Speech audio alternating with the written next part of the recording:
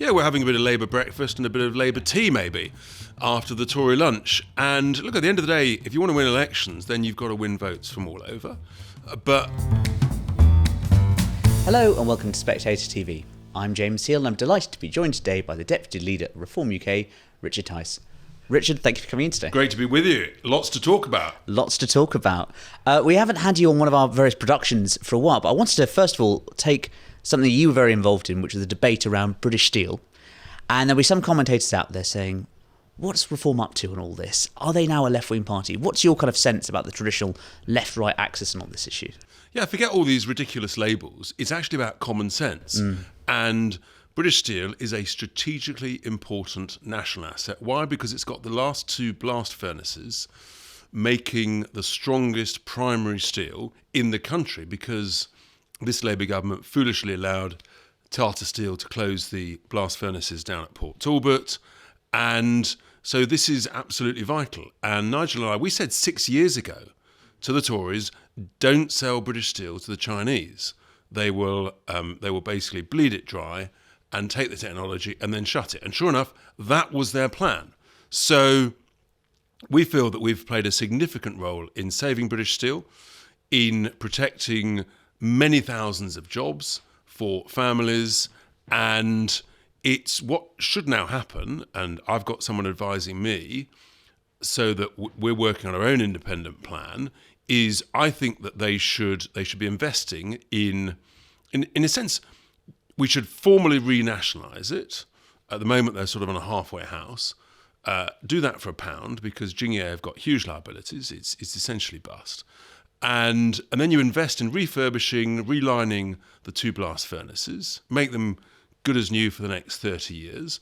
What you've got to do is have long-term procurement contracts for the input materials, together with long-term output contracts to the people that buy their products, in particular the British public sector, big British businesses, so that you've got a completely sustainable, foreseeable cash flow, profit and loss.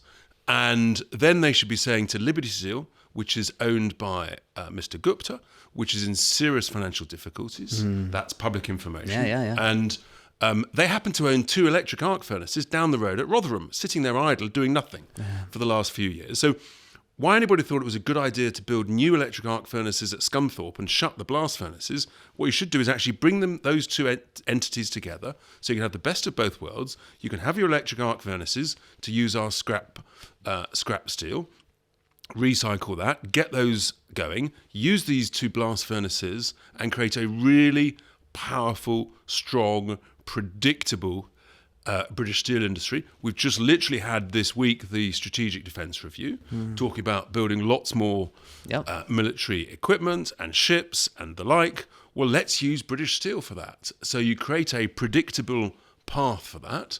All of that is very sustainable, very doable, and I think that can be a good deal for the taxpayer, as long as you've got top quality people running it. And that's where nationalised businesses always go wrong. You need the best people with the most experience from wherever, either from the UK or from around the world, coming in, and that's my point. And your point about nationalised industry as well, I think you proposed something similar for Thames Water as well. I have indeed for Thames Water, where it's very current in the news this week. The American private equity group KKR has just pulled out. I've been saying for a while, look, Thames Water is effectively bust. We shouldn't be ripping off the consumer by allowing private equity groups to come in and charge ever higher interest rates, vast hundreds of millions of fees. No, it's bust. It's done. So all of the equity is worthless. All of the debt is worthless. The taxpayer should buy it for £1. That would be a good deal for the taxpayer. Buy Thames Water for £1 through what they call special administration. And then again, you've got a predictable long-term income stream, and you've got to invest in the bits of infrastructure that need refurbishing, investing in. And again, that could be a great deal for the taxpayer. That business is probably worth somewhere between 5 and 15 billion quid. Well, if you can buy it for £1, great deal for the taxpayer. And what I want is politicians that have been around the block, that know what they're talking about, that say, actually, I can negotiate good deals for the taxpayer, and that's what I'm about. I remember our first interview, we talked about being in business and going up the road in the hotel and how it was in your bloodstream. I just wondered, though, all this kind of stuff about nationalisation, some of Nigel Farage's recent speeches on two-child benefit cap, for instance. This is being interpreted as putting tanks on Labour lawns. How much of that is current reform strategy? Would it be fair to say that maybe you've eaten much of the Tory lunch and now you're moving on to Labour? Yeah, we're having a bit of Labour breakfast and a bit of Labour tea, maybe, after the Tory lunch. And look, at the end of the day, if you want to win elections, then you've got to win votes from all over. Yeah. But I come back to this point. All of these labels about left and right, forget it. It's actually about common sense politics, common sense, business-like deals for on behalf of the taxpayer. And look, the thing about the issue about children, we've got a demographic crisis where the data clearly shows the number of British-born children is declining. And that's one of the reasons why lots of people are sort of saying, oh, the globalists are saying we need more mass immigration into the UK because the population is... Well, maybe if you had more British-born children, then that would be a good thing, who believe in British values, grow up with British education and understanding and culture, and that way there's less pressure to bring in immigration from overseas. So I think it makes perfect sense.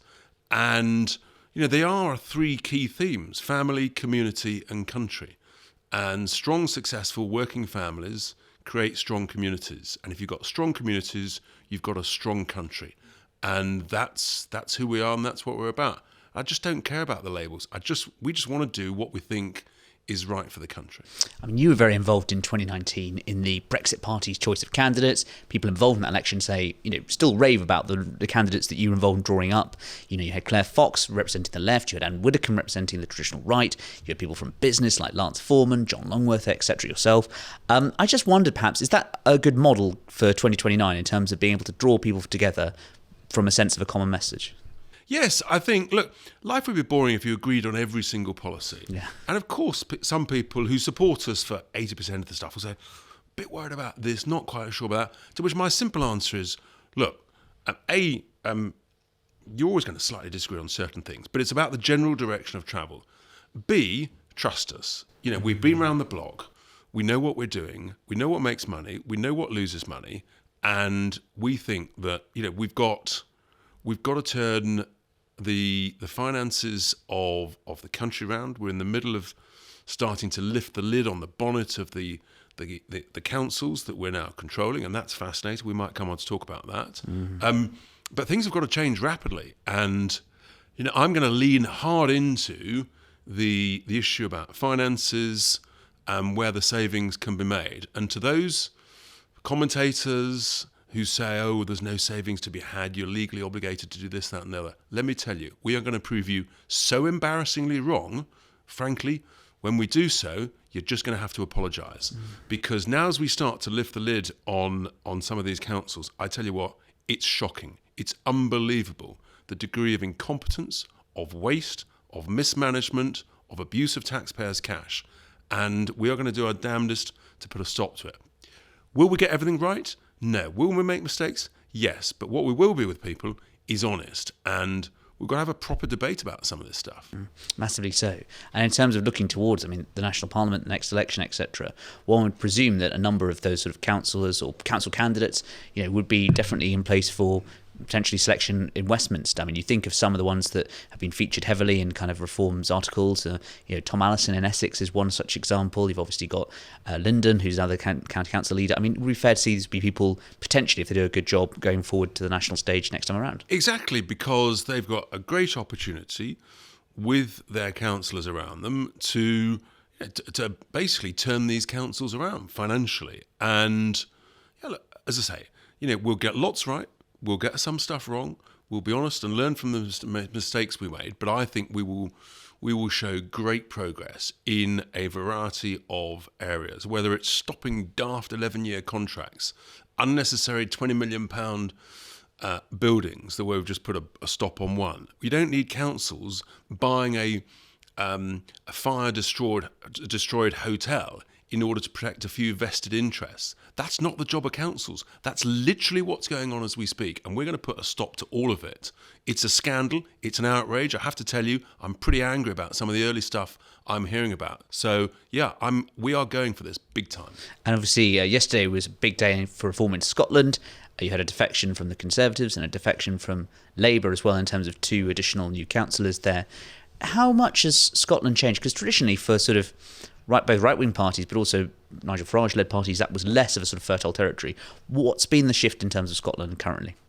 I think the fact that the SNP have been running Scotland badly for a couple of decades now, people are getting poorer, and their cost of living is going up, and they're scratching their heads saying, hang on, why were we doing so well in the 80s and 90s? Oh, I remember, we had lots of oil and gas, and that made us very prosperous.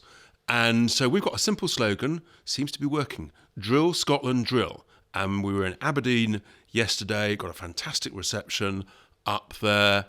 And so, yeah, we're now polling second in Scotland.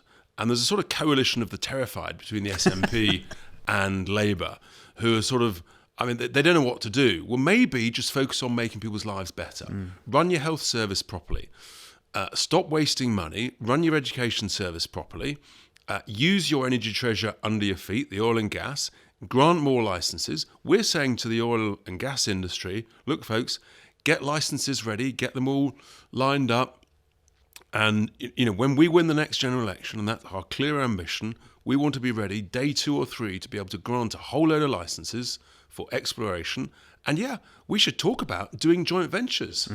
Why do you think Norway has got the biggest sovereign wealth fund? Because it did joint ventures between the state and the oil and gas explorers and producers in their gas fields, so that actually you got the best of both worlds. You got a bit of state public ownership for a percentage, 20, 30, 40%.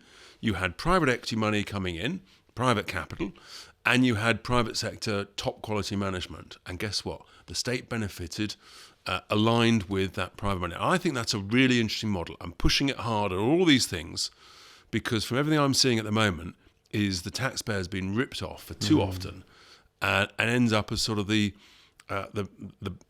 lender of last resort, so to speak. And I think there's a different way of doing things that we need to be open-minded about. There's an interesting point about sort of an energy coalition coming together in which voters, as you say, who are not enthused by the prospect of net zero, finally, after I know you've spoken about this for a long time, actually realising the cost of that, and obviously what Ed Miliband's presumably put rocket boosters under all that initiative and given the Yes, and there's new data out literally this week that shows that that tens of thousands of more oil and gas jobs are being destroyed than green jobs are being created for the heavily subsidised wind farms and solar farms. And that's just in oil and gas. Not to speak of the tens of thousands of jobs being destroyed in steel, in the automotive industry, in the chemicals industry, Grangemouth, another great business. Labour said they would come in and save it and stop the job losses, and guess what? The jobs have been lost. And people are waking up and they really appreciate a bit of common sense. And it's not rocket science. Anybody who's got oil and gas that extracts it gets better off. It's as simple as that. We've got loads of this treasure. We should be extracting it and using it as fast as we can, offshore, onshore, wherever shore. And I think people understand that. So, yeah, that's what we're doing. Of course, Scotland has a very difficult electoral system, but you are on course to do much better in Wales, where it looks like Reform could win around sort of 30 of the members of the Senate, of the 96 there.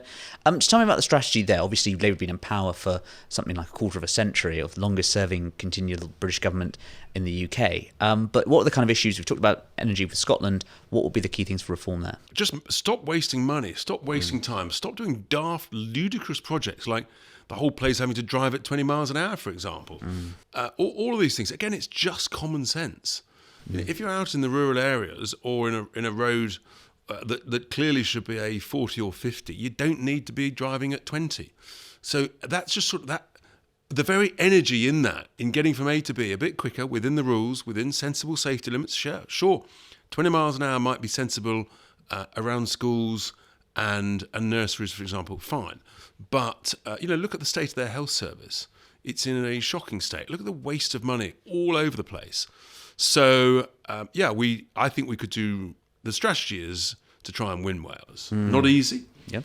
but If you don't try, you've got no chance. We're going to work really hard. We've got loads of good people applying to be candidates, so we'll be standing everywhere, and we will give it a seriously big push. And yeah, next year is going to be a very big year because you've got the Senedd, you've got Holyrood, and we've got thousands of lots more than this time up for grabs as well in council seats. So yeah, it's full on. There's no rest for the wicked. There isn't. And I'm just wondering, I've been reading my Givens recently, and he talks about the fall of the Roman Empire being down to the inevitable consequence of its own immoderate greatness. I just wonder, perhaps, what are your concerns, given we've seen the Tories fall apart in office? Is there such that reform gets too big, the kind of coalition gets too vast, you have the whole range of voters? Yeah, but don't worry. It took the Tories about 150 to 200 years to collapse. So I think we're in year about 3 or 4, so I think we've got plenty of time. We are literally just warming up. We're like a sort of, we're sort of graduating from being a sort of enthusiastic teenager heading towards our 21st. And in a sense, yeah, okay, our enemies might say, yeah, and you think you know it all. But the reality is, I mean, I'm 60. I'd love to be 21 again with the knowledge of a 6-year-old who's been around the block in business. And that's what we're trying to do. So, yeah, look, it's not easy. It's supposed to be hard. Of course, we'll come under scrutiny. That's the whole purpose of how an effective democracy should work. I just think if we're honest about what works, what we do well, honest about where we get things wrong and learn from it, hopefully voters will say, keep going and keep battling on. And do you know, that's the theme that I get most of all when I get stopped on the street. It is, thank you very much, keep battling on. Well, Richard, look forward to seeing you battle on the next few years. Thank you. Thank you.